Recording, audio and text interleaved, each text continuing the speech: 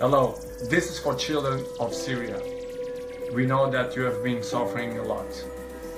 I am a very famous player, but you are the true heroes. Don't lose your hope. The world is with you. We care about you. I am with you. السلام عليكم. maanta waxaan ka hadli doonaa aan taariikhda gaaban ka soo gudbin doonaa laacibka u dhashay dalka reer Boortaqiis lagu magacaabo Cristiano Ronaldo. runtii waa nin aad iyo aad adduunka dhan caan uga ah, qof wal oo yar iyo weyn ba saameyntiisu ay gaadhay, aadna loo ixtiraamo. kaliya tan ku mutaystay ixtiraamka iyo jacaylkaas xirfadda uu leeyahay qalbi wanaaga iyo ixtiraamka qof walba siinayo. runtii anaga taas waxbay nooma tarayso, laakiin waxa aad inoogu muhiima diinta islaamka sidoo mar walba respect ugu muujiyo una soo dhow yahay walaalaheena muslimiinta ee Falastiin ku dhibaataysana uu mar walba garabkooda u istaagsan yahay. sidoo kale dhacdadii ugu dambeysay ka dhacay dalka Turkiga ee Syria garab istaag weyn u muujiyay garankiisa Juventus oo intaas oo milyan lagu xaraashayna uu ku caawiyay garab weyn u muujiyay. runta hadaba ninka waxaan ognahay inuu mar walba uu aad u taageero diinta islaamka, bilihii ugu dambeeyay uu ku sugnaa noloshiisana guri islaameed oo micnaha wadan islaam ah oo ku sugnaa intuu noolaa noloshiisa.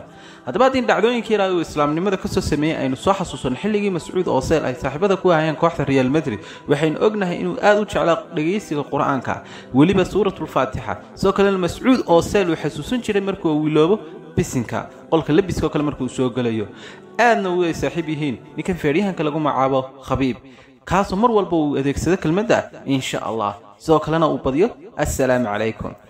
sidoo kale waxaan ogsoonahay inuu Cristiano Ronaldo uu garab istaago walaalaheena ku dhibaataysan Falastiin, uu garab maal adduunyo wax walba uu ku garab istaagay, aadna uu neceb yahay reer Israa'iil, حتى سلانتا ونا كقادين ونا فوقيو دمانتود isagoo u muujinayo emotionhaan iyo qaabhaanba.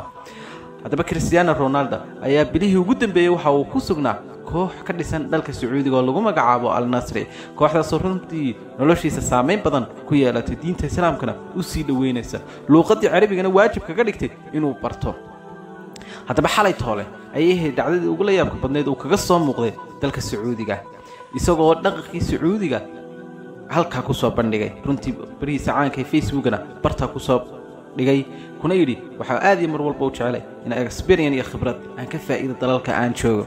runtii halka waxa uu ku haysay calankii tawxiidka uu ku qorna, sidoo kale khamiiskii diinta islaamka sunnaha uu ahaa. sidoo kale Cristiano Ronaldo waxa la sheegay intuu Sacuudiga ku sugnaa in uu cabay biyaha samsamka ee aadka u qaaliga ah ee laga helo dhulka barakaysan ee Kaliyata. hadaba Cristiano Ronaldo ayaa marba marka ka dambeysay u soo dhawaanaya diinta islaamka, aadna isku sii jeclaysiinayo. runtii waxaan ognahay hadduu maanta Ilaahay uu qoro, Ilaahay baa hidaayada hayo, maanta Ilaahay hadeeyo Cristiano Ronaldo diinta islaamka ku soo biro, waxaan ognahay dad badan oo malaayiin gaariya inay bilaa sabab ay ku soo gal lahaayeen diinta islaamka. alla ayaa hanuunka gacantiisa ay ku jirtaa. Ilaahay waxa uga bareynaa inuu diinta islaamka ku soo hanuuniyo, maadaama aadii geeridaba uu qarka iskaga saaray 25 sanadood 63kii uu nabigu sheegay. wixii dhaafaana waa wax yar, laakiin ummadda inta u dhaxaysa waa 60meeyadaas. marka wax yar baaba uga hadhaba inuu Ilaahay inta diinta islaamka ku sugo oo xaqana uu ku garansiiyo oo halkaana hidaayadii fiicneed uga bilowmato.